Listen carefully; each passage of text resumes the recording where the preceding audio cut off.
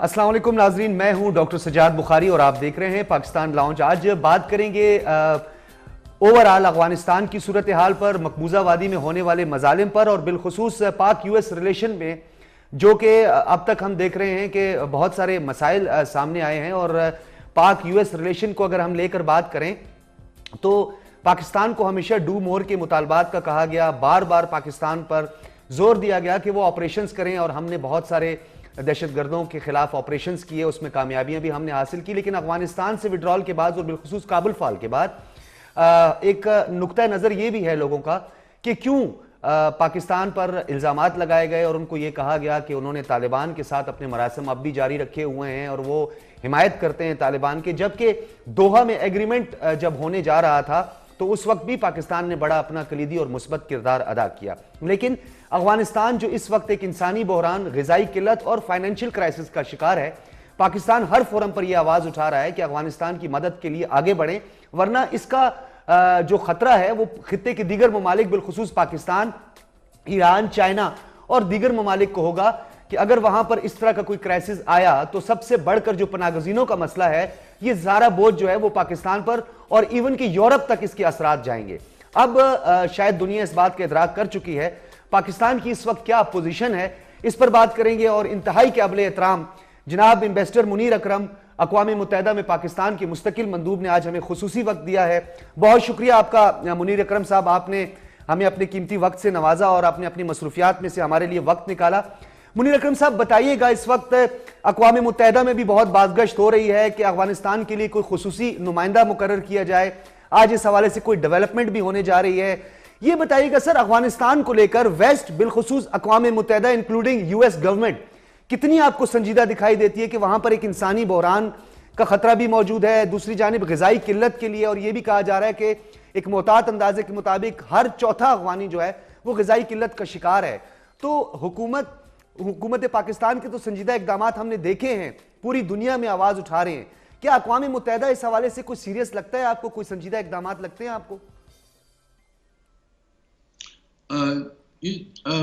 यहाँ तो अक़वाम मुत्तहिदा में सेक्रेटरी जनरल साहब ने तो बहुत वाज़ेह अपनी पोजीशन कर दी है, और उन्होंने कहा है कि इस वक्त अगर अफ़गानिस्तान और उनके जो लोग हैं उनको इमदाद नहीं पहुंचाई जाएगी तो एक इकोनॉमिक कोलैप्स हो सकता है, ह्यूमैनिटेरियन एक बहुत बड़ा क्राइसिस हो सकता है।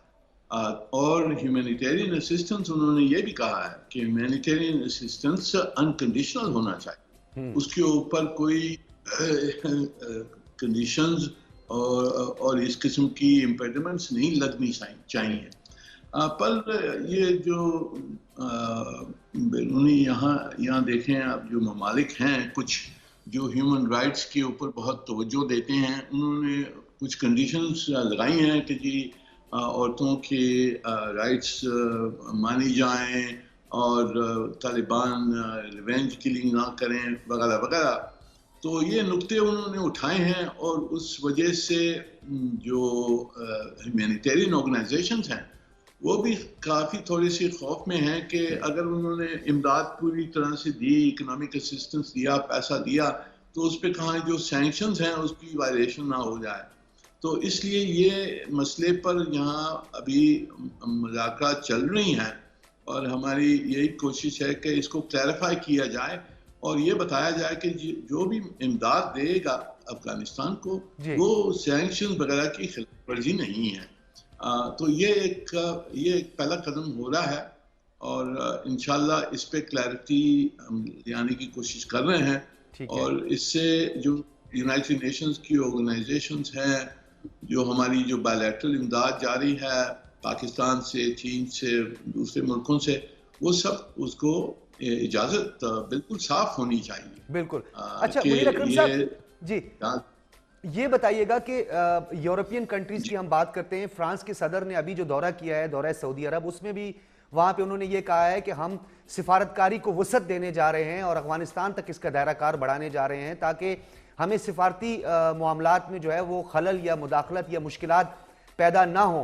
यूरोपियन कंट्रीज को आप कितना देख रहे हैं? आपको याद होगा जर्मन प्रेसिडेंट ने काबुल फॉल और बिलखुसूस जो काबुल का फ्लाइट ऑपरेशन था वो पूरी दुनिया ने देखा, لوگوں کا کس طرح مذاق اڑایا گیا، بہت سارے معاملات سامنے آئے، تو انہوں نے کہا کہ یہ ویسٹ کے منہ پہ تماچا ہے، اور انہوں نے شدید اپنے تحفظات کا اظہار بھی کیا کہ بائیڈن نے اجلت میں یہ سب کچھ کیا، جبکہ آپ بھی جانتے ہیں کہ مئی کا فیصلہ ہوا، مئی کے بعد اس کو سپٹمبر تک لے کر گئے، پھر تھوڑی ایکسٹینشن کی بات ہوئی.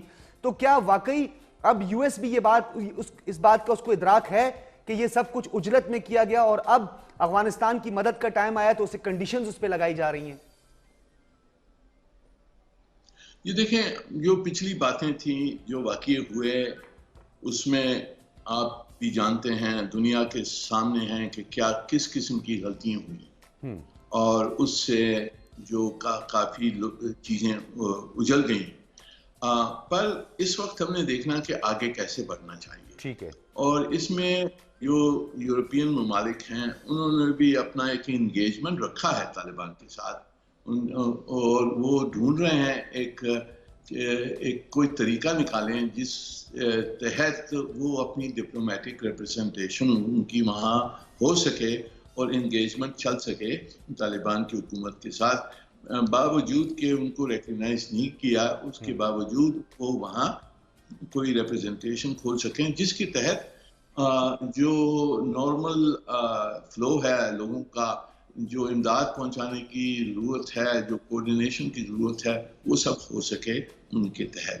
اب کچھ ممالک ہیں جنہوں نے کنڈیشن لگائی ہیں اور بہت ایک آئیڈیالوجیکل پوزیشن لی ہے کہ جب تک طالبان یہ چیزیں جو ہم چاہتے ہیں وہ نہیں کریں گے تو ہم ان کی پوری بھرپور مدد نہیں کریں گے وغیرہ. جو میرے ذہن میں، اور سیکرٹری صاحب نے بھی کہا ہے کہ اس پہ کوئی کنڈیشن نہیں ہونی چاہیے ہیومینیٹیرین کرائسس پر، کیونکہ اگر یہ کولیپس ہو گیا تو بہت پورے خطے میں بہت ٹربیولنس ہو جائے گی. اگر کولیپس ہو گیا، اکنامک کولیپس ہوا، سول وار واپس شروع ہوتی ہے، دقت آئے گی. تو اس کو سب روکنے کے لیے میرے خیال میں ایک کنسرٹڈ انٹرنیشنل پالیسی کی ضرورت ہے، جو ہم کوشش کر رہے ہیں یہاں کہ کوئی کنسنسس نکل آئے. ٹھیک ہے. اچھا منیر اکرم صاحب، یہ بھی بتائیے گا، ماسکو کی بات کریں، تہران کی بات کریں، بیجنگ کی بات کریں، ان سب کا یہ زور تھا طالبان گورنمنٹ پہ کہ آپ ایک ایسی گورنمنٹ بنائیں، انکلوسیو گورنمنٹ بنائیں جس میں تمام اقوام جو ہیں ان کا کہیں نہ کہیں حصہ داری ضرور ہو. اور انٹرم سیٹ اپ میں بھی ہم نے دیکھا کہ ازبک بھی شامل کیے گئے، ہزارہ بھی شامل کیے گئے، اور سرگئی لاروف نے بڑا ایک اچھا پازیٹیو جیسچر دیتے ہوئے سٹیٹمنٹ دی کہ ہم بہت جلد یہ امید ہے کہ طالبان کی گورنمنٹ کو ریکگنائز کریں گے. ایک سوال پاکستان کے حوالے سے بھی اٹھ رہا ہے کہ پاکستان کو فوری طور پر طالبان گورنمنٹ کو ریکگنائز کرنا چاہیے، اس میں دیر یا تاخیر جو ہے یہ ہمارے تعلقات کے لیے اچھی نہیں ہے. ایک نقطہ نظر یہ ہے. دوسرا نقطہ نظر گورنمنٹ کا یہ ہے کہ یورپین کنٹریز انکلوڈنگ خطے کے ممالک اگر اس میں پہل کریں تو پاکستان کو اسٹیپ اٹھائے گا. آپ کیا سمجھتے ہیں کہ ہماری پالیسی، ہماری ڈائریکشن کیا ہونی چاہیے؟ جی، میرے خیال میں حکومت اس کے اوپر بہت غیری توجہ دے رہی ہے. ہم نے آگے سوچ سمجھ کے آگے چلنا چاہیے. ریکگنیشن جو ہے پولیٹیکل ریکگنیشن لیگل سوال ہے. جو دیکھنا ہم نے کہ پریکٹیکل اور آپریشنل طریقے سے ہم کس طرح سے افغانستان کی مدد کر سکتے ہیں اس وقت، اور وہ پورے خطے میں اور انٹرنیشنل کمیونٹی میں یہ کنسنسس ہے کہ مدد کرنا چاہیے، انگیجمنٹ ہونی چاہیے، ان کو امداد پہنچنی چاہیے. اور یہ ریکگنیشن سے سیپریٹ سوال ہے. ریکگنیشن ہم چاہتے ہیں کہ جب خطے میں پوری ایک کنسنسس آ جائے، ہم سب کو منوا سکیں کہ جی طالبان کے ساتھ ایک پولیٹیکل ریلیشن شپ ہونی چاہیے پورے خطے میں. تو اس میں آگے کے لیے، آگے اسٹیبلٹی کے لیے بہتر ہوگا کہ ہم ساتھ چلیں سب کے ساتھ. اگر ہم اکیلے چلتے ہیں تو ایک مس انڈرسٹینڈنگ ہو سکتی ہے. باقی جو ملک ہیں خطے میں ان کے ساتھ جیسے پیچھے ہوا ہے، اس طرح سے مس انڈرسٹینڈنگ نہیں ہونی چاہیے. وہ ہم اوائڈ کرنا چاہتے ہیں. اس لیے ہم ریجن کے ساتھ جو بڑے ہیں خطے میں، چین ہے، ایران ہے، روس ہے، اور جو باقی جو نیبرنگ کنٹریز ہیں ان کے ساتھ ہم چلنا چاہتے ہیں. اور یہ ریکگنیشن میرے خیال میں انیویٹیبل ہے. وہ تو آگے ہو جائے گی. اس وقت ہم نے دیکھنا ہے کہ کس طرح سے پوری دنیا کو ہم انگیج کروائیں افغانستان کے ساتھ، اور جو نئی حکومت ہے اس کے ساتھ انگیج کروائیں، ان کو امداد پہنچائی جائے اور ایک اسٹیبلٹی افغانستان میں آ جائے. اور اس کے بعد میں میرے خیال میں کنڈیشنز پیش ہوں گی جس میں ریکگنیشن بھی ہو سکتی. ٹھیک ہے منیر اکرم صاحب، ایک اور بڑا اہم آپ کی اسی گفتگو سے آپ کو یاد ہوگا کہ بائیڈن نے اپنی ایک اسپیچ کے دوران یہ کہا تھا کہ ہم افغانستان میں کوئی نیشن بلڈنگ کے لیے نہیں گئے تھے، ہم وہاں پہ دہشت گردی کے خاتمے کے لیے گئے تھے. ہم نے القاعدہ کے خلاف ایک مؤثر آپریشن کیا. اسامہ بن لادن کا ذکر بھی انہوں نے کرتے ہوئے کہا کہ ہم نے تو اپنا ٹاسک پورا کر دیا، ہم کسی نیشن بلڈنگ کے لیے نہیں گئے تھے. تو سوالات یہ اٹھ رہے ہیں کہ 20 سال گزرنے کے بعد اگر نیشن بلڈنگ کے لیے نہیں گئے تھے تو باراک اوباما نے یہ بارہا اس چیز کا ذکر کیا تھا کہ ہم افغانستان میں نیشن بلڈنگ کی بات کرتے ہیں، ہم افغانستان کے انفراسٹرکچر کو ڈیولپ کرنے جا رہے ہیں. پھر بائیڈن نے یہ بھی کہہ دیا کہ ہم نے $3 ٹریلین لگا دیے، 3.5 لاکھ افواج کو وہاں پہ ٹرینڈ کر دیا، لیکن ہمیں ان سے مایوسی ہوئی. تو کیا امریکہ کا امیج اس سے خراب نہیں ہوا کہ آپ دہشت گردی کے خاتمے اور ٹیررسٹ آرگنائزیشن کے خاتمے کے لیے گئے، اس میں بھی آپ کو ناکامی ہوئی، اور اب آپ یہ کہہ رہے ہیں کہ جی ہم وہاں نیشن بلڈنگ کے لیے نہیں گئے تھے؟ تو ایک ٹرسٹ ڈیفیسٹ پیدا نہیں ہوئے گا تھرڈ ورلڈ کنٹریز اور امریکہ کے درمیان؟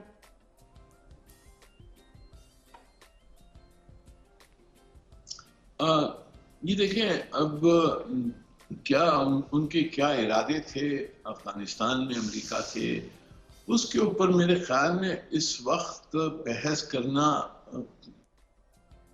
اس میں پروڈکٹیو نہیں ہے. ٹھیک ہے، کیونکہ غلطیاں انہوں نے بہت ساری کی، ہم وہ تو ظاہر ہے کہ کیا غلطیاں کی. تو میرے خیال میں ہمیں پاکستان کو تو یہ توجہ دینی ہے کہ جی آگے کیسے بنے، آگے کس طرح سے ہم سٹیبلائز کر سکتے ہیں. اور اس میں امریکہ کی بھی مدد چاہیے، کیونکہ انہوں نے ایسٹ ان کے فریز کر دیے ہیں. امریکہ کے پاس بہت فائنینشیل جو سسٹم ہے اس پہ پورا کنٹرول ہے امریکہ کا. تو ان کی کوآپریشن کس طرح سے ہم لے سکیں اور افغانستان کی بہتری کے لیے اس پہ ہم نے فوکس کرنا ہے. تو یہ ہم ان کے ساتھ ہمارے مذاکرات چل رہے ہیں اور ان کی پوزیشن کچھ مختلف ہیں، پر ہم اس کو ریکنسائل کرنے کی کوشش کر رہے ہیں کہ کس تحت کیا بیسس ہے جس کے تحت ہم آگے کوآپریٹ کر سکیں افغانستان کو سٹیبلائز کرنے کے لیے. وہ ہماری توجہ اس پر ہونی چاہیے. ٹھیک ہے منیر اکرم صاحب، آپ نے جیسے خود کہا کہ فائنینشیل انسٹیٹیوشنز جو ہیں وہ اب تو ہر بات روز روشن کی طرح یہ معاملہ بھی آیا ہے کہ امریکہ جو ہے اس کی سپرمیسی ڈیفینیٹلی رہی ہے. فائنینشیل انسٹیٹیوشنز جو ہیں وہ اس کے کافی حد تک تابع بھی دکھائی دیتے ہیں. 19 دسمبر کو فائنانس اپنے ہمارے فارن منسٹر انکلوڈنگ OIC کے رکن ممالک، ایون کہ یہ بھی کہا جا رہا ہے کہ سیکیورٹی کونسل کے مستقل اراکین اور فائنینشیل انسٹیٹیوشنز کے لوگوں کو بھی اس OIC کے ہنگامی اجلاس میں پاکستان بلایا گیا ہے 19 دسمبر کو. تو اگر یہ فائنینشیل انسٹیٹیوشنز کے ساتھ ہم اس کیس کو ٹیک اپ کرتے ہیں، افغانستان کی بات کرتے ہیں، تو لیکن معاملہ تو پھر آ کے امریکہ کے ساتھ ہمارا رک جائے گا، کیونکہ جب تک امریکہ ان فائنینشیل انسٹیٹیوشن کو گو اہیڈ نہیں دے گا تب تک تو معاملات نہیں طے پائیں گے. جی دیکھیں، اسی لیے ہم نے جو اسلامی دنیا کے جو یہ اجلاس بلایا ہے اس کا مقصد کیا ہے؟ اس کا مقصد ہے کہ ایک طرف تو اسلامی دنیا کو موبلائز کیا جائے کہ افغانستان کو پوری طرح سے امداد دی جائے. دوسرا یہ ہے کہ اسلامی دنیا کا جو انفلوئنس ہے اس کو استعمال کیا جائے اور جو ویسٹرن جو ممالک ہیں، یورپین ہیں، امریکہ ہے، ان سب کو سمجھایا جائے کہ جی ہم ساتھ چلنا چاہتے ہیں اور جو شرطیں لگائی گئی ہیں اکنامک اسسٹنس کے اوپر یا ہیومینیٹیرین پہ یہ ناجائز ہیں اور یہ نہیں ہونا چاہیے، اور ایک میکانزم ہم نے ڈھونڈنا چاہیے جس کے تحت افغانستان کو پوری امداد پہنچ سکے.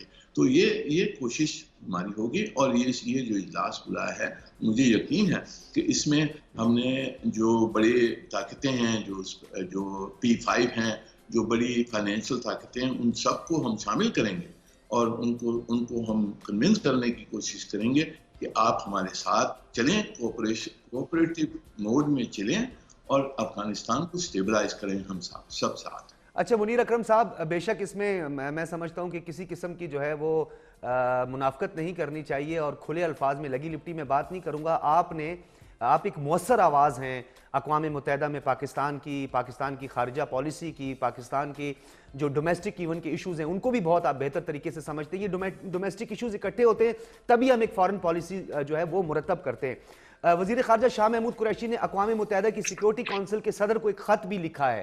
آپ کی ملاقات بھی ہونے جا رہی ہے، آپ کا انٹریکشن بھی ہوتا ہے. آپ کو یاد ہوگا اس سے پہلے ہم 2 ڈوزیئر دے چکے ہیں. ہمارا ایک پڑوسی ملک جو افغانستان کے اندر ایک اسپوائلر کا کردار ادا کر رہا ہے، اس نے وہاں پہ دہشت گردوں کے کیمپ بنائے، سیکیورٹی فورسز کے جو لوگ ہیں افغانستان کے ان کو ٹرینڈ کرتا رہا، پاکستان کے خلاف استعمال کرتا رہا. اس پر بھی کوئی رسپانس ہمیں نہیں ملا. تو کیا اب جو شاہ محمود قریشی صاحب نے خط لکھا ہے سیکیورٹی کونسل کے صدر کو، آپ بھی بات کرنے جا رہے ہیں، تو افغانستان کے معاملے کو لے کر آپ کو لگتا ہے کہ کچھ سنجیدہ اقدامات ہونے جا رہے ہیں؟ اور کیا کوئی ایسا جسچر آپ کو دکھائی دے رہا ہے وہاں؟ جی دیکھیے، جو ہم نے پیش کیا ہے اقوام متحدہ میں سیکرٹری جنرل صاحب کو، سیکیورٹی کونسل کو اور دوسرے ممبران کو، جو ہم نے بتایا ہے کہ ہندوستان کیا کر رہا ہے، دہشت گردی کس طرح سے ہمارے خلاف چل رہی ہے، اس کا کافی رسپانس آیا ہے ہمارے پاس. اور ہندوستان باوجود کہ وہ سیکیورٹی کونسل میں بیٹھا ہوا ہے، وہ پوزیشن کو کافی ڈیفینڈ کرنا پڑا ہے. انہوں نے جو ہماری مووز ہیں اس کو بلاک کرنے کے لیے کافی کوشش ان کو کرنی پڑی ہے کہ کس طرح سے روکا جائے. اور جو دوسرے ممبران ہیں وہ سب سمجھتے ہیں کہ کس طرح سے ہندوستان ہمارے خلاف یہ دہشت گردی اس نے بڑھائی ہے. اور یہ جو پوری کہانی ہے، جو پچھلے 10 سال 15 سال سے جو پاکستان کے خلاف جو کہانی تھی کہ پاکستان دہشت گردی کر رہا، اس کو ہم نے ریورس کیا. وہ نیریٹو جو ہندوستان کا تھا کہ جی پاکستان دہشت گردی کرواتا ہے اور وغیرہ وغیرہ، اس کا تو اب کوئی ذکر نہیں کرتا ہے. اس کا اب سب جانتے ہیں کہ ہندوستان نے کیا کیا. اب ہندوستان افغانستان سے تو نکل گیا. اب دہشت گردی کو ہم نے روکنا ہے، اور جس طرح سے ہماری اسٹریٹجی بنا کر ہم نے دہشت گردی روکنا ہے، اور جس میں طالبان کی ضرورت ہوگی اس دہشت گردی روکنے کے لیے. تو جو پورا جو ماحول تھا دہشت گردی کے بارے میں وہ بدل گیا ہے. یہ اب افغانستان جو بات ہوا ہے اس سے پورا جو سیناریو ہے وہ ہو گئی. دیکھنا ہے جو دہشت گرد وہاں رہ گئے ہیں ان کو کس طرح سے ہم نیوٹرلائز کر سکتے ہیں. اس وقت وہاں سے ہندوستان تو نکل گیا اور ہندوستان کی جو کافی ساری کیپیبلٹیز ہیں وہ بھی کم ہو گئی ہیں. تو اب یہ موقع ہے ہمارے لیے دہشت گردی روکنے. منیر اکرم صاحب، انسانی حقوق کونسل کی 2 بڑی مؤثر جو ہے رپورٹ سامنے آئی تھی مقبوضہ وادی کے مظالم کو لے کر. پھر سٹیزن امینڈمنٹ ایکٹ پر بھی تھوڑی سی ہم نے آوازیں اٹھتی ہوئی دیکھی. اقوام متحدہ کی جو ہیومن رائٹس کونسل ہے، انسانی حقوق کونسل ہے، اس کا بڑا ایک مؤثر رول ہو سکتا ہے. آپ بھی جانتے ہیں کہ اس کے 30 آرٹیکلز جو ہے وہ مرتب کیے گئے جو Guinness book of world record کا حصہ ہیں. ان 30 آرٹیکلز میں ہم آرٹیکل 16 کو دیکھیں، 12 کو دیکھیں، 8 کو دیکھیں، 17 کو دیکھیں، جہاں باقاعدہ طور پر مذہبی آزادی کی بات کی گئی ہے، جہاں پہ فنڈامنٹل رائٹس کی بات کی گئی ہے، جہاں بچوں کے حقوق کی بات کی جائیے، مذہبی آزادی سے لے کر تمام ایک بھی ایسے رائٹ نہیں ہے جس کو سلب نہ کیا گیا ہو، جسے مودی سرکار نے اور RSS نے جو ہے ایک تباہی نہ مچائی ہو. اقوام متحدہ کی انسانی حقوق کونسل کے ساتھ آپ کا انٹریکشن ضرور ہوتا ہے، وہ کیوں اس پر اس طرح خاموش ہوئی ہے؟ بہت سارے سوالات اس پہ اٹھ رہے ہیں. جی دیکھیے بخاری صاحب، جو ہیومن رائٹس کونسل ہے وہ خاموش نہیں ہے. اس نے 2 رپورٹس، پوری رپورٹس نکالی ہیں کشمیر کے بارے میں. جو high commissioner for human rights جو ہیں انہوں نے کوئی 7 مرتبہ ہیومن رائٹس کونسل میں فارمل سٹیٹمنٹس کی ہیں اور ہندوستان سے سوال کیا ہے کہ آپ یہ انسانی حقوق کی جو خلاف ورزی ہو رہی ہے اس پہ ہمیں اطمینان دیں. 18 اسپیشل رپورٹرز ہیں ہیومن رائٹس کونسل کے، 18 انہوں نے 3 مرتبہ لکھا ہے ہندوستان کو، اور انہوں نے پوچھا ہے ہندوستان سے کہ یہ فلانی جو آرٹیکل جو آپ کوٹ کر رہے ہیں ان سب پر انہوں نے ایک چیز پر انہوں نے پوچھا ہے کہ ہمیں جواب دیں. کہ ان انسانی حقوق کی خلاف ورزی جو ہو رہی ہے اس پہ آپ کا کیا کہنا ہے؟ آپ انہوں نے یہ پوچھا ہے کہ ہمیں انویسٹیگیٹ کرنے کے لیے آپ آنے دیں کشمیر میں، آپ آنے دیں. جو ہیومن رائٹس کاؤنسل، جو ہائی کمشنر کی جو رپورٹس ہیں، ان دونوں رپورٹس نے کہا ہے کہ انکوائری کمیشن بننا چاہیے. ٹھیک ہے، یہ انسانی حقوق کی خلاف ورزی کر. تو ہمارا موضوع ہے، جو ہمارا جو کیس ہے، اس کو تو بھرپور سپورٹ ہے. صرف بات یہ ہے کہ کافی بڑے ممالک جو ہیں، جو بیٹھی ہوئی ہیں، وہ روک رہی ہیں ان چیزوں کو آگے بڑھنے سے.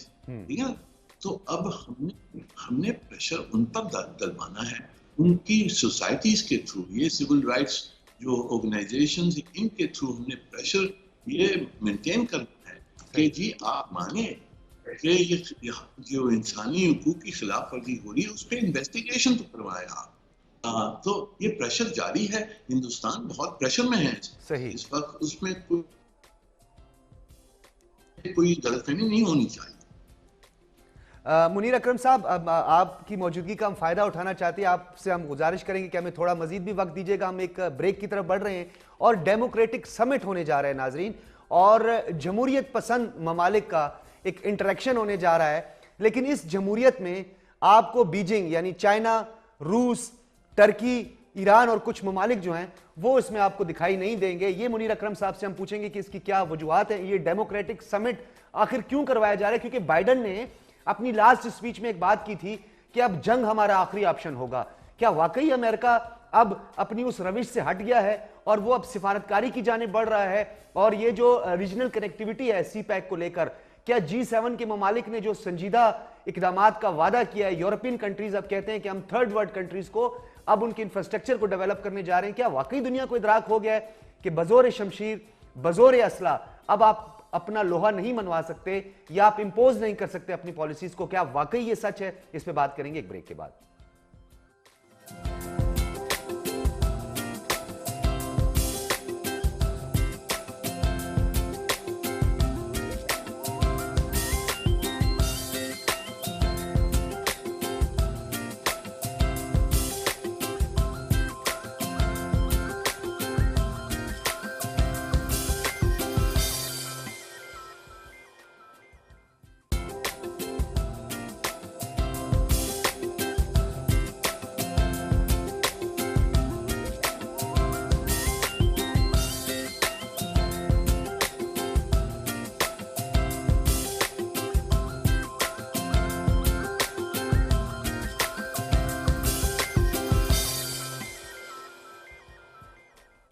ویلکم بیک ناظرین. منیر اکرم صاحب ایکسیلنسی ایمبیسڈر ہمارے ساتھ اس وقت موجود ہیں، اقوام متحدہ میں پاکستان کے مستقل مندوب ہیں، ایک بھرپور اور ایک مؤثر آواز ہیں جو پاکستان کی اقوام متحدہ میں اٹھائی جاتی ہے.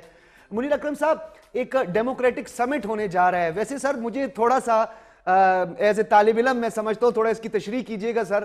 یہ ڈیموکریسی کے کیا پیرامیٹرز ہیں، کیا کرائیٹیریا ہے؟ کیا بیجنگ اس پہ پورا نہیں اترتا؟ اور میں نے اب تک جو تھوڑی کیلکولیشن نکالی ہے بحیثیت طالب علم، 15 سے زیادہ ایسے ممالک ہیں جو کہ پوری دنیا میں ریکگنائزڈ ڈیموکریٹک سٹیٹس ہیں جن کو نہیں بلایا گیا. میں سعودی عرب کی بات نہیں کروں گا، کچھ اور ممالک کی بات نہیں کروں گا جہاں بادشاہت ہے. تو یہ کیا کرائیٹیریا ہے؟ یہ کیسا ڈیموکریٹک سمٹ ہے جس میں مخصوص ممالک کو بالکل مدعو ہی نہیں کیا گیا، ایون کہ ٹرکی کو بھی نہیں بلایا گیا؟ آپ کیا سمجھتے ہیں یہ ڈیموکریٹک سمٹ جو ہے اس کا مقصد کیا ہے؟ کیا واقعی اب امریکہ سمجھ گیا ہے کہ جنگ جو ہے وہ آخری آپشن ہے، یہ محض ایک سٹیٹمنٹ تھی؟ یہ دیکھیں، میرے خیال میں یہ بائیڈن صاحب کی بہت ایک پالیسی سٹیٹمنٹ تھی الیکشن کیمپین میں، جس میں یہ کہا گیا تھا کہ وہ ڈیموکریسیز کو ساتھ کریں گے اپنے ساتھ. تو یہ کوشش یہی ہے کہ امریکہ ایک بہت بڑی ایک لابی بنائے جو جس میں کہتے ہیں ڈیموکریسیز. اب وہ جو کرائیٹیریا انہوں نے استعمال کیا ہے وہ تو اپنا ایک سبجیکٹیو کرائیٹیریا ہے، جس میں کچھ لوگوں کو شامل کیا گیا ہے، کچھ دوسروں کو باہر رکھا گیا ہے. پر جیسے آپ نے ذکر کیا، ڈیموکریسی کا کوئی اگریڈ کرائیٹیریا یا ڈیفینیشن نہیں ہے. اور دوسرے جو ممالک ہیں وہ بھی کہتے ہیں کہ جی ہماری جو گورننس سسٹم ہے وہ بھی ڈیموکریسی ہے. آپ چین نے ایک پیپر جاری کیا ہے جس میں اس کا ٹائٹل ہے اے ڈیموکریسی دیٹ ورکس، اور چین کہتا ہے کہ ہماری تو سب میں اچھی ڈیموکریسی ہے. تو یہ اس میں یہ سبجیکٹو ڈیفینیشنز ہیں. تو دیکھیں اس پہ آگے کیا ہوتا ہے. پر یہ امریکہ کی کوشش ہے اپنی سرکل آف فرینڈز کو بڑھانے کی. منیر اکرم صاحب، یہ جو اقوام متحدہ کی کریڈیبلٹی کے حوالے سے بہت سوالات اٹھتے ہیں، لیگ آف نیشن کے بعد، سیکنڈ ورلڈ وار کے بعد طاقتور ممالک نے یہ سمجھا کہ اقوام متحدہ کا قیام عمل میں لایا جائے، لیکن بدقسمتی سے یہ عمومی تاثر کی میں بات آپ کو کرتا ہوں. آپ تو زیادہ ریئلسٹک اپروچ کے ساتھ آتے ہیں اور آپ ہمیشہ حقیقت پسند ہیں، بات بھی حقیقت پہ مبنی کرتے ہیں. ویسے بھی ہمارے میڈیا میں بڑا پروپیگنڈا ہوتا ہے، لیکن حقائق یہی ہیں. ایسٹ تیمور کو لیں، ساؤتھ سوڈان کو لیں، یہ تمام مسائل حل ہو جاتے ہیں. ایک خصوصی سٹیٹس دیا گیا تھا مقبوضہ وادی کو، آرٹیکل 370 کو ریووک کیا گیا، 35A کو، اور وہاں پر جو ان کے حقوق ہیں، فنڈامنٹل رائٹس ہیں، ان کو سلب کیا گیا.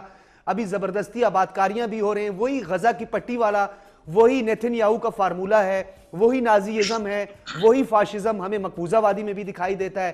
اس کے باوجود بھی کوئی سخت ایکشن نہیں لیا گیا. اور حیرت کی بات یہ ہے سر، ڈیموکریٹک سمٹ میں انڈیا کو بھی طلب کیا گیا ہے کیونکہ وہ ہاں ڈیموکریسی ہے. اس دس ڈیموکریسی سر، کیا یہ واقعی ڈیموکریسی ہے کہ آپ 40 لاکھ لوگوں کی شہریت چھین لیں، آپ خصوصی سٹیٹس دیے ہوئے ایک کشمیر کو زبردستی آپ اس پہ قابض ہو جائیں اور آپ کو پھر بھی ڈیموکریٹک اور آپ کو سیکولر اسٹیٹ کہا جائے؟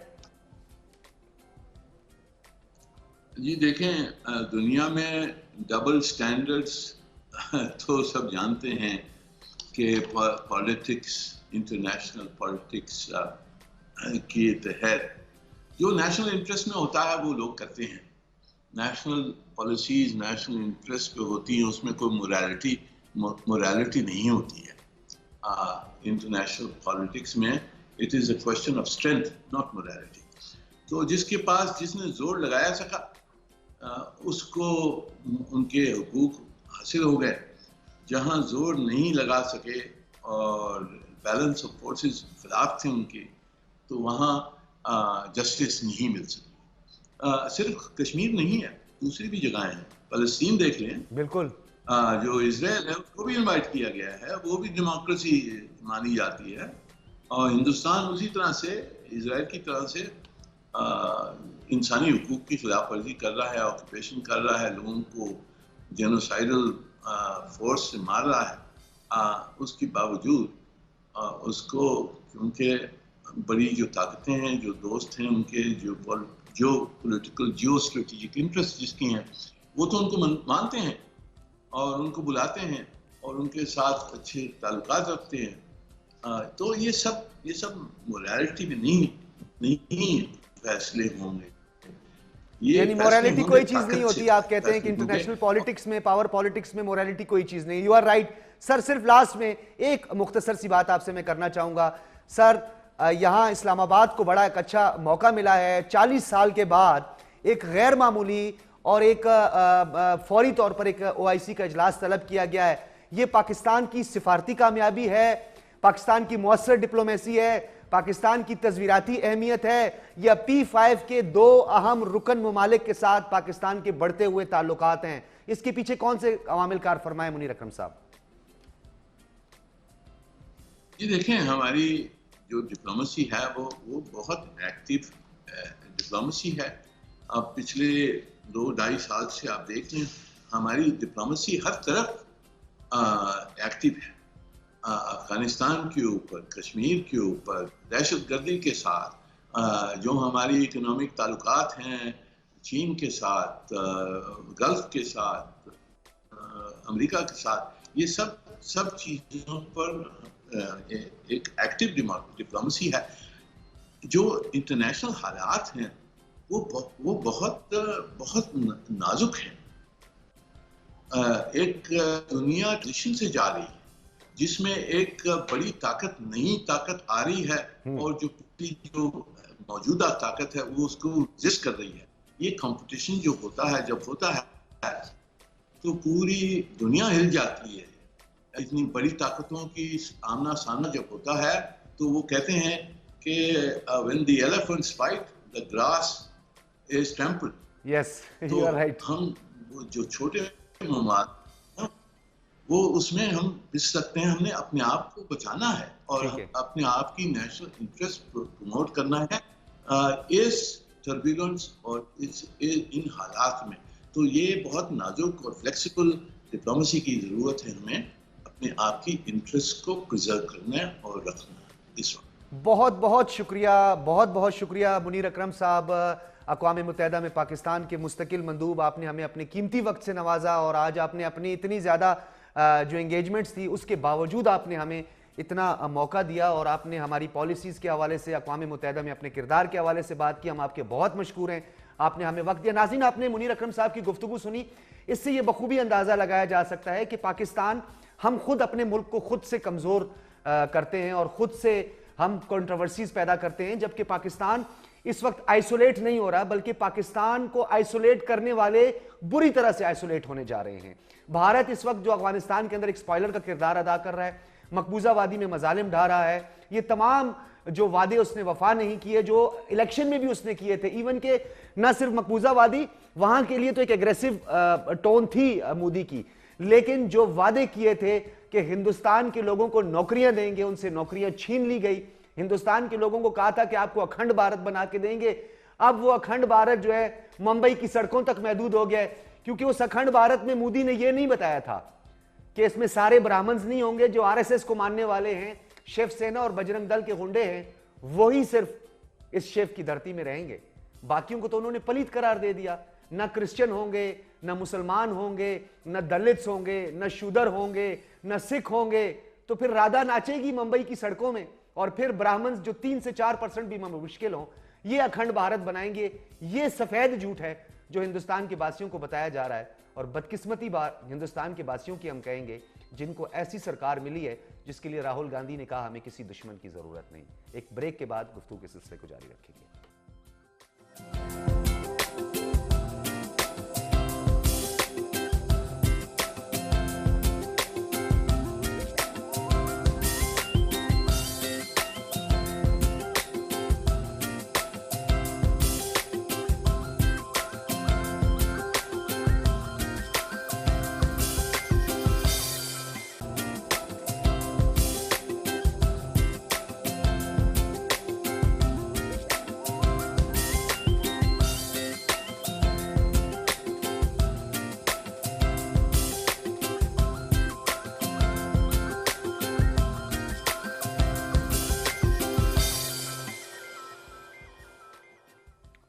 ویلکم بیک ناظرین. بریک سے قبل منیر اکرم صاحب اقوام متحدہ میں پاکستان کے مستقل مندوب ہمارے ساتھ موجود تھے اور انہوں نے پاکستان کی خارجہ پالیسی سے لے کر اب تک جو پاکستان کو آئسولیٹ کرنے کی کوششیں جس میں ناکامی کا سامنا کرنا پڑا ان ممالک کو جو ہمارے دشمن ممالک ہیں ان کا ذکر بھی انہوں نے کیا. اب ہمیں جوائن کیا ہے ڈاکٹر شازیہ چیمہ نے. آپ بین الاقوامی امور کی ماہر ہیں، چیک ریپبلک سے اس وقت آپ نے ہمیں براہ راست جوائن کیا ہے اور آپ ان اوورآل علاقائی صورتحال پر آپ کی بڑی گہری نظر ہوتی ہے اور میں ذاتی طور پر آپ کا جو تجزیہ ہے اس کو بہت پسند کرتا ہوں. ڈاکٹر شازیہ چیمہ صاحبہ بہت شکریہ.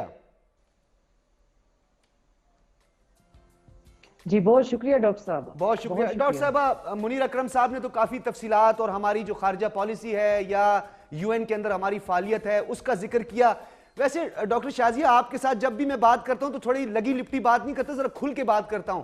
یہ کیا ڈرامہ ہو رہا ہے کہ آپ ڈیموکریٹک سمٹ کی بات کرتے ہیں، ڈیموکریٹک سٹیٹس کو بلاتے نہیں ہیں. آپ ڈیموکریسی کی بات کرتے ہیں اور خود آپ بادشاہت کے پیروکار بنے ہوئے ہیں. خود آپ یہ کہتے ہیں کہ جی انسانی میں کسی پر جو ہے نا وہ بلیم گیم کی بات نہیں کروں گا، نہ میں کسی کو تانا دینا چاہتا ہوں. امریکہ میں اس وقت سب سے زیادہ خواتین کے رائٹس کو سلب کیا جاتا ہے، سب سے زیادہ انسانی حقوق کی دھجیاں بھی کھیری جاتی ہیں. میکسیکنز کو لے لیں، بہت ساری سٹیٹس کی میں بات کروں گا. لیکن افغانستان میں طالبان کو بھاشن دیا جاتا ہے کہ جی آپ خواتین کے حقوق کو پروٹیکٹ کریں تب ہم آپ کو جو ہے ریکگنائز کریں گے. یہ دورہ معیار نہیں ہے تو اور کیا ہے ڈاکٹر صاحبہ؟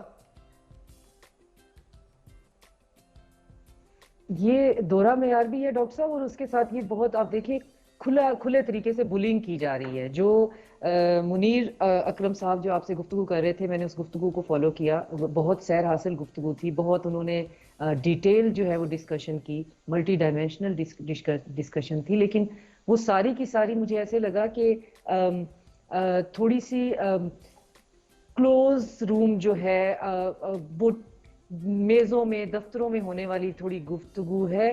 باہر جو ہم دیکھ رہے ہیں، میرے اور آپ جیسے اور عام شہری جو دیکھ رہے ہیں، وہ یہ ہے کہ یہاں پہ پاور شیئرنگ کی گیم چل رہی ہے کہ کون پہلے بلنک کرے گا. ایک دوسرے کو بلی کرنے کی بات ہو رہی ہے. آپ کرمنل ایکٹیویٹیز کو آپ جو ریلیجیس مینیفیسٹوز ہیں ان کے ساتھ ملا رہے ہیں. آپ ایک گورنمنٹ جو ہے اس کو انٹرم بھی کہہ رہے ہیں اور پھر آپ اس کو دوحہ ٹاکس پہ دوبارہ بھی بلا رہے ہیں. آپ انسانیت کو بچانا بھی چاہتے ہیں اور لیکن آپ انسانیت کو اس کے تباہ بھی کر رہے ہیں. لیے شرائط بھی رکھ رہے ہیں. تو یہ ساری چیزیں ہم جب میزوں پہ نہیں بیٹھے ہوتے اور ہمارے زبان اور لہجے نہیں بندھے ہوتے سفارتی آداب کے تحت، تو پھر ہم ذرا کھل کے یہ بات کر سکتے ہیں کہ یہ ہو کیا رہا ہے. یہ تو بالکل ویسے ہے جیسے کون سا پہلوان کس کو پہلے گرا دے گا، کون پہلے گرے گا. اگر یہ ایسی بات ہے کہ طالبان سے یہ ایکسپیکٹ کریں کہ وہ اپنی ایک جو ہارڈ لائن آئیڈیالوجی ہے جس پہ وہ 20 سال سے کٹ رہے ہیں، مر رہے ہیں، وہ آج اس کو بالکل چینج کر کے آپ کے ویسٹرن ایجنڈاز کے اوپر جو ہے وہ دوبارہ سے اسے مرتب کر لیں. یہ تو ایک بہت اللاجیکل سا پرسپیکٹو ہے ان سے یہ کوشچن بھی کرنا. اور پھر سب سے مزے کی بات یہ ہے کہ ان سے یہ دنیا کو یہ احساس دلانا کہ یہ جو کرمنل ایکٹیویٹیز ہیں یہ طالبان کے ساتھ سائڈ بائی سائڈ چلنے والی چیز ہیں. دیکھیں، آپ نے جیسے ابھی کہا کہ ہر ملک میں جرم ہوتے ہیں، عورتوں کے ساتھ بھی، مردوں کے ساتھ بھی، بچوں کے ساتھ بھی. آپ ان کرمنل ایکٹیویٹیز کو آپ ایک انٹرم گورنمنٹ کے بننے اور اس کو ماننے یا نہ ماننے سے کیسے جوڑ سکتے ہیں؟ آپ پہلے ایشور کریں کہ عورتوں کے ساتھ کرائم نہیں ہوں گے. آپ کیسے ایشور کر سکتے ہیں ڈاکٹر صاحب؟ آپ ایشور کر سکتے ہیں کہ آپ کے سراؤنڈنگ میں کرائم نہیں ہوں گے؟ کرائم تو ایک ایونچویلٹی ہے. یس، 50,000 افراد ایک محتاط اندازے کے مطابق ڈاکٹر صاحبہ 50,000 افراد امریکہ میں ہر سال چاقو سے قتل کر دیے جاتے ہیں. کوئی خبر باہر نہیں آتی ہے اور وہ یہ کہتے ہیں کہ جناب ہم مسلمانوں کو دہشت گرد قرار دیا جاتا ہے. آئے دن ہم پڑھتے ہیں اسکول میں، یونیورسٹیوں میں چاقو اٹھا کر ایک طالب علم بچوں کو قتل کر دیتا ہے، اپنے کلاس رومز کے دوستوں کو قتل کر دیتا ہے اور دہشت گردی کرتا ہے، لیکن اس کو کوئی ٹیررزم کے ساتھ نہیں جوڑا جاتا. بدقسمتی یہ ہے ریلیجس ایکسٹریمزم، اسپیسیفک اسلام. اور بالکل ریلیجیس ایکسٹریمزم، اسپیسیفک اسلام. اور اگر ہم اس پہ یہ کہیں کہ ہم جو بائیڈن کی گورنمنٹ کو نہیں مانیں گے اگر اس سال میں کرائم کی اتنی ریشو سے زیادہ ریشو بڑھی، تو ہم اس بنیاد پہ آپ کی گورنمنٹ کو نہیں مانیں گے. تو ہم کتنے احمق لگیں گے یہ بات کرتے ہوئے، کتنے ان لاجیکل لگیں گے یہ بات کرتے ہوئے. ڈاکٹر صاحب، اب دنیا یہودیت کی دشمنی میں آگے نکلے تھے. جی ڈاکٹر صاحب، آپ کو جی آواز آ رہی ہے ڈاکٹر صاحب آپ کی؟ جی. تو یہ جیسے اینٹی سیمیٹک لاز جو بنائے گئے، اب یہ اسلام کو بھی ڈرانے، دھمکانے اور نقصان پہنچانے کے لیے کوئی انٹرنیشنل لاز ہونے چاہیے. ہم بھی انسان ہیں، ہمارے بھی ایموشنز ہیں.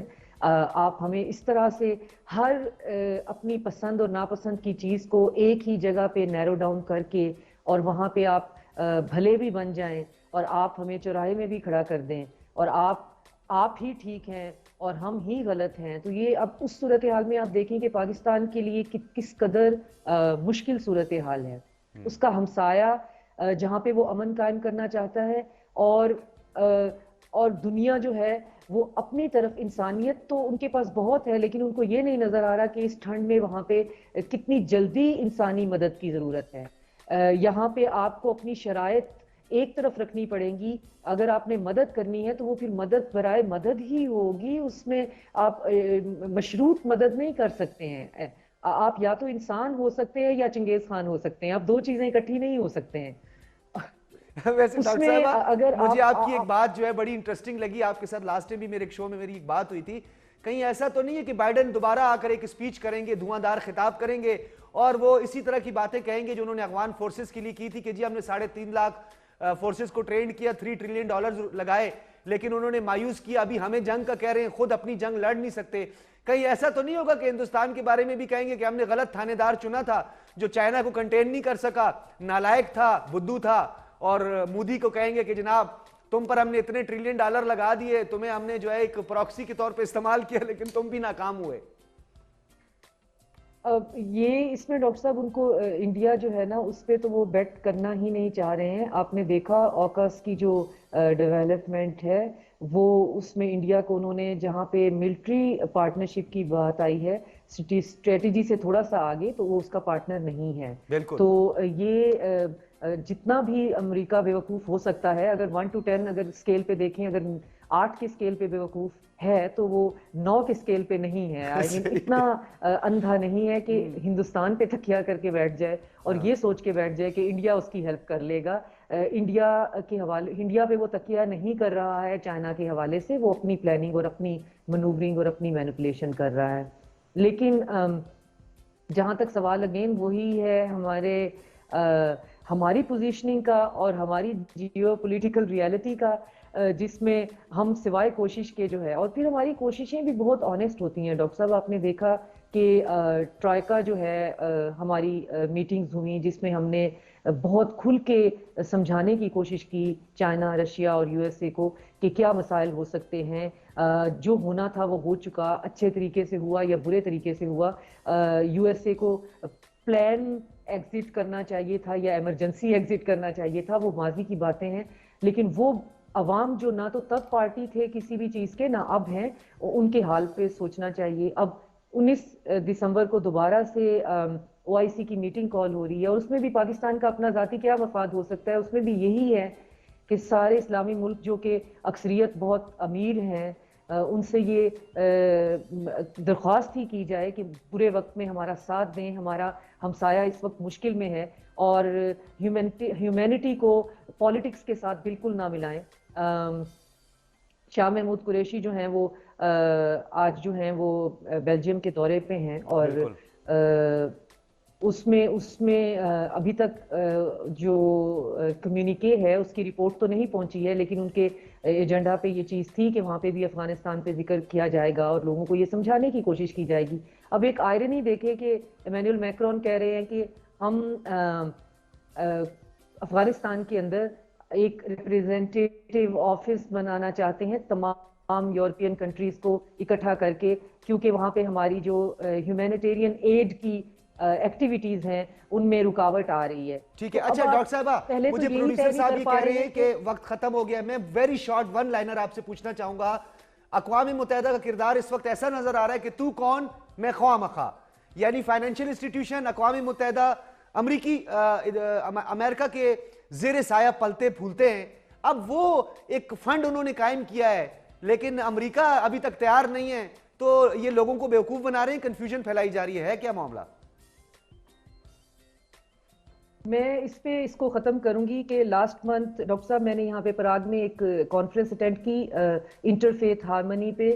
اس میں اقوام متحدہ کے ریپریزنٹیٹیو جو ہیں وہ خود موجود تھے اور جہاں پہ فلسطین اور کشمیر اور انٹرفیتھ ہارمنی کی بات چل رہی تھی تو انہوں نے بہت کیٹیگوریکلی کہا کہ یونائٹڈ نیشن کی جو سیکیورٹی کونسل ہے خاص طور پہ ہم اس کے لیے 2025 میں اور 2030 میں ہم اس کے لیے ایک نیا مینیفیسٹو بنا رہے ہیں اور اس کے اندر جتنے بھی فلاز ہیں وہ سارے کے سارے ٹھیک کیے جائیں گے. اور ہم نے وقت کے ساتھ یہ محسوس کیا ہے کہ یہ ایک ڈس فنکشنل اور یوز لیس ادارہ بنتا جا رہا ہے. یہ ان کے اپنے الفاظ ہیں. بالکل. تو ہم جو اتنے عرصے سے کشمیر کے خاص طور پہ حوالے سے یہ بات کرتے چلے آ رہے ہیں کہ یہ ایک ڈس فنکشنل یوز لیس ذیلی ادارہ ہے امریکہ کا, ریپریزنٹیٹیوز خود اس پہ بات کرنا شروع ہو گئے ہیں اور وہ کہہ رہے ہیں کہ ہم نئے سرے سے اس کو سارے کے سارے کو جو ہے سیٹ اپ کو دیکھنا چاہتے ہیں اور اس کے اندر ہم ریلیجیس ریپریزنٹیشن رکھنا چاہتے ہیں. ہم اس کے پورے پلان کو ہم نئے سرے سے چاک آؤٹ کریں گے. تو یہ ایک بڑی خوش آئند بات ہے کہ خود ان کو بھی یہ احساس ہے کہ ہم یوز لیس ہیں, ہم بیکار ہیں. ہم ڈاکٹر شازیہ چیمہ صاحبہ, آپ نے ہمیں چیک ریپبلک سے لائیو جوائن کیا. ماہر بین الاقوامی امور اور خطے کی بدلتی ہوئی صورتحال پر آپ کا کمال کا تجزیہ اور ٹو دی پوائنٹ آپ بات کرتی ہیں. بہت شکریہ آپ کا. ناظرین, آپ نے گفتگو سنی. ہمارے دونوں جو پارٹیسپینٹس تھے, خاص طور پر منیر اکرم صاحب ایکسیلنسی ایمبیسڈر ہیں ہمارے اور پاکستان کے مستقل مندوب ہیں اقوام متحدہ میں. ڈاکٹر شازیہ چیمہ خود لکھتی ہیں, لکھاری بھی ہیں, بین الاقوامی امور کو سمجھتی ہیں اور مجھے ایک بات ان کی یہ بھی بہت پسند ہے کہ یہ لگی لپٹی بات نہیں کرتی ہیں اور بات کرتی ہیں ٹو دا پوائنٹ. اور حقیقت بھی ہے کہ جب ہم نے سچ بولنا شروع کر دیا اور حقائق کو سامنے رکھنا شروع کر دیا، ہمارے مسائل حل ہونا شروع ہو جائیں گے۔ مسئلہ یہ ہے کہ کبھی کبھار ہم بھی کبوتر کی طرح آنکھیں بند کر دیتے ہیں، لیکن ایک بات اور بھی بڑی حقیقت ہے، ہم کہتے ہیں پاکستان بہت کمزور ہے، تو ہم بھول جاتے ہیں کہ پورا ہندوستان پاکستان پہ پالیٹکس کرتا ہے، پاکستان کارڈ کھیل کر پالیٹکس کرتا ہے۔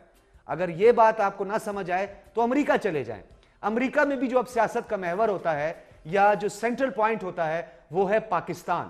تو پاکستان کو خدا را کمزور مت سمجھیں، پاکستان اپنی ایک تصویراتی اہمیت رکھتا ہے، پاکستان چین کو بھی اپنا دوست بنائے ہوئے ہے، روس کو بھی اپنا دوست بنائے ہوئے ہے، افغانستان میں بھی اس کا جو موقف تھا اس کو عالمی پذیرائی حاصل ہوئی ہے۔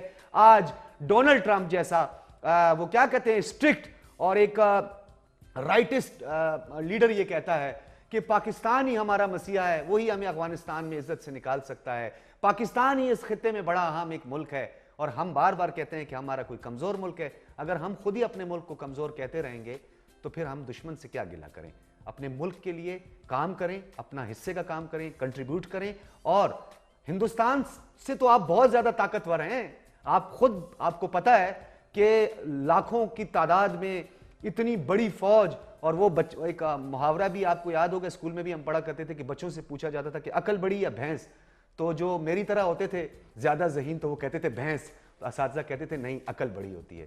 تو پاکستان کے پاس پیشہ ورانہ فوج ہے، پاکستان کے پاس ٹیکٹیکل ویپنز ہیں، پاکستان کے پاس منہ توڑ جواب دینے کے لیے میزائل ہیں، تو پاکستان اتنا کمزور ملک نہیں، خدا را اس کو کمزور نہ بنائے۔ اجازت دیجیے، اللہ حافظ۔